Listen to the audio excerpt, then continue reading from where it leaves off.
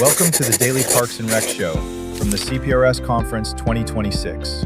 In today's episode, we're joined by Nicole Acquisti and Ben Dieterle as they sit down with Emerging Leader Award recipient Serena Gorrell. Together, they dive into Serena's journey in parks and recreation, from youth programming and community impact to the mentors and experiences that shaped her career. We'll explore what drives her passion, how CPRS has helped her grow, and why building strong connections in this profession truly matters. Let's dive in. Hi, everyone. I am Nicole Acquisti. Ben. And I'm Ben Dieterle. And we are here with Serena Gorrell. She is the recipient of the upcoming Emerging Award that we're going to be giving out tomorrow. So we wanted to pop on here and chat with you a little bit. Why don't you go ahead and tell them a little bit about your background? So I've been in recreation going on 11 years this year. Girl, you don't look anything older than 20. Let's be real. I started as a recreation leader with the city of Signal Hill and then fell into rec. Got bit by the rec bug and worked my way up.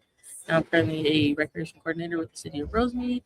I'll be there 3 years in April, and I primarily oversee youth and adult sports and youth programming and special events and all the fun things that pop up within parks and things. That's awesome. What is your favorite thing to do at work-wise?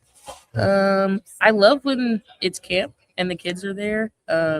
I've always joked that I wanted to be 3 doors away from the kids, and now I'm exactly 3 doors away from the kids. That's awesome. But just hearing their laughs and hearing the joy and like, oh my God, this is so fun. Like it puts everything into perspective about why we work so hard to make programs happen. Absolutely. I'm curious, Serena, how do you recreate? I'm always curious. Like, what do you do in your free time, or how do you decompress after? I love being in the sun. I'm a sun girly, especially in the summer. I'm a July baby, so I enjoy going to the beach, sitting in the sun, and just kind of resetting, especially on Sundays. Kind of get in that positive mental headspace for the work week coming up. That's how she lives in Southern California. Yeah, I'm in Northern California. I don't get a lot of sun up there, let me tell you. Who inspired you? Let's get into the gritty. I think I've had a lot of inspiration throughout my career. Some of the biggest ones were actually some of my bosses over at Signal Hill. Ashley William Pierce was one of the first ones, Lily Romero, and then Brittany Batiste. They kind of helped me grow up in life, period, but also within the profession. So now I use some of the things that they have taught me to kind of train my young staff and get them prepared while still balancing and understanding that, they are coming up in this world and they're not really sure what they want to do, but to be a positive influence on them because we spend most of our time at work. So I always want to make sure I'm making people feel how they made me feel. So the Emerging Leader is an award with someone that's been heavily involved in CPRS, just kind of at the beginning of their career. Who was kind of the person that tapped your shoulder and said, Serena, it's time to get involved? It was definitely Brittany Batiste. She voluntold me for a couple things. And then once I fell into it, I realized how much I loved it and how far things could go. And then I discovered other organizations like SMAF, which is sports. So that kind of does what I do and how everything just ties together. But I love volunteer work, love CPRS, love being able to just experience different things on top of like our daily work life. And then it all ends up coming in handy. So like if I do the audio visuals for like District 10 banquets, now when I come to work and they have questions, it's like, oh yeah, I have done this before. I have made this PowerPoint or I can't adjust these things. So it makes me. I might have an idea. Yeah. Well, and you're very good at it. It makes me feel. I've seen some of your work, so there you go. And I love to learn. So just learning new things. I'm like a student of life. So yeah, being able to volunteer has just helped me feel like I'm able to give more back. So when Brittany originally tapped your shoulder, what was your initial feeling? And then after getting involved and having stayed involved, what would your advice be to the Serena on day one that was getting tapped? I think initially I had FOMO because all of my friends were involved. So it was very easy to convince me to get involved. But I think I would tell day one Serena, honestly, to sit down and pick involvement like with more of a purpose. Not that anything that I've done has not been purposeful, but get more involved in different areas early on. So like aging, admin, Say like even, which ones? yeah, aquatics, even though those aren't things that I'm necessarily in because I, primarily working in adult sports. Now that I've been able to touch a little bit, like I helped Ben last year on the agent section marketing, and learned enough to be able to be like, oh, okay. And then that's helped make my programming more inclusive because now I'm not just thinking in the box of youth sports or youth programming, but hey, if we had someone, older American, or if we incorporated sports and aquatics or things like that. So to start that earlier on, because it all does pay off, even if it's not exactly what I would be doing right now. That's awesome. So obviously, congrats, you're on the emerging leader. What does the award mean to you? Actually, I'm super shy about it. Even though I'm a very like out there person, I do get shy very easily. But it is a. I don't either. I promise. I play it off well. It is kind of a tangible, like I'm doing great work. I never felt like I was the kind of person who needed the big good jobs, like just a little here and there every once in a while, just when the days get rough.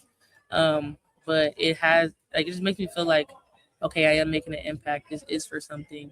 And though I see it, like I said, through the camp kids or through different things, like to have something to kind of look back at when those days do get rough, because they do, unfortunately, when they come, it feels good. And to read back and be like, oh man, like I have done a lot and there's so much more that I want to do and continue to grow as well. So it's more proof to me, like I love CPRS, Parks and Collect Better. Like I love this profession so much. Yeah. So obviously winning awards is nice, right? Very motivational. What keeps you motivated to stay involved in CPRS? And can you talk a little bit about, because I know you started in District 10 for CPRS, and now you've since moved out of that district and are in a different district. How have those connections in CPRS kind of helped you transition to a new district or to a new city? Yeah, I think one of the biggest things with staying involved is honestly the people that I meet. It's fun, like every conference, knowing more and more people. It's like, hey, how's it going? Oh, I remember you from last year. We had lunch. And just those genuine connections, but then also how they can turn into, hey, I have a quick question about this. Like, I'm gonna call Nicole. You're right. Yeah. Nicole's all the way in North Cal, but we're able to kind of figure it out. And then when we meet up at random trainings and things like that, like I said, everything overlaps. So I've been at SMAP trainings or, NRPA stuff, and there's people from CPRS, and it's like, hey, how's it going? And then we start talking. So the social butterfly in me comes out. And so that has really been like the main draw. I promise though, I am shy, people. I promise. But yeah, just being able to be in community with like genuine people who also get it, because it is hard to explain to people what we do. Like my mom and dad know, like, yeah, sports, or the camp kids. But having people that are in the profession that understand feels good, right? Because when you sit there and if you have to play to something or you're excited, we finally got that new printer. Like they understand, like it's June 30th, like budget season's closing. We finally had enough money for the little things that we needed in the office. So just having that community around is what keeps me here. All right, so that's the big one. So what's next? What's on your bucket list of things to do professionally? CPRS president. That's on the list one day. Right now I am treasurer of SMAP SGV. So I want to go that route too. Like I've been secretary of District 10 and communication specialist. So, why not add the money part under as well? And then just work my way to being a supervisor. I'm super excited to, like I said, continue to grow. I'm very grateful that in the city of Rosemead, I have great leadership under Tom Boking and Tam Chu. They're amazing, and they let me spread my wings and fly, and be Serena while continuing to pour into me and grow. So I'm excited to, be in a position where I can, like I said at the beginning, give that back to other people, and we just continue to grow these things. Like I truly believe. I always joke, like if I can get Parks and Like Better tattooed, I would. Right on my forehead. Well, no, right on my forehead. But right. But like that's how much I like genuinely enjoy and believe in what we do, and that it does make a difference. I think one of the biggest things we saw was like during COVID. I know that's go back to the example, but like people saw how important parks were, right? And it wasn't just, hey, we stopped. It was, okay, now we're shipping activities in a box, or we're doing drive-thrus and things like that. So it really is that we make a difference, and I enjoy that so much, because though it may not feel like it all the time, when you take a step back and look at that bigger picture, it's like, all right, like parks are gonna live for forever, and I love that I get to contribute to that. Yeah, that's awesome. Favorite memory of being involved in CPRS, either at a district level or, I know you're kind of involved at the state level as well. Is there like a favorite memory you have, one that you were like totally Right in awe now. of? Well, yeah, Right now. besides right now. This interview. I think maybe my first time ever doing the AV for the opening sessions. It was last year, and shout out to Jake Hopkins and Mark Freeman. They pulled me on. I think at first I was scared, because it is something new, right? And like, again, I promise I'm shy, but it's like, oh, I'm talking to Stephanie, oh, I'm talking to Lauren, like kind of timid with that. And it's a big deal. You're controlling what everyone sees at conference, right? That's 2,000-3,000 people. But once I locked in, I was like, oh, this is amazing. Like, these are the little things that, I would do, like I said, like at the banquet or in different meetings and things like that. So it kind of gave me that confidence of like, oh, okay, like, let's go forward. Let's learn new things. And now I go to work and I'm like, hey, can I present at the commission meeting? Right? Or can I do? I promise. But I am trying to learn to just become better at, public speaking and not as scared.